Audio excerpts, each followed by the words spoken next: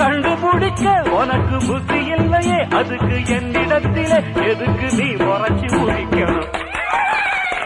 நம்ம முதலாளி நல்ல முதலாளி, வெள்ள மனம் நல்ல குணம் உள்ள முதலாளி.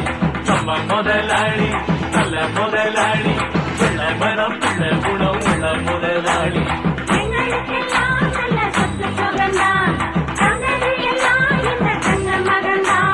நம்ம முதலாளி நல்ல முதலாளி, வெள்ள மனம் நல்ல குணம் உள்ள முதலாளி.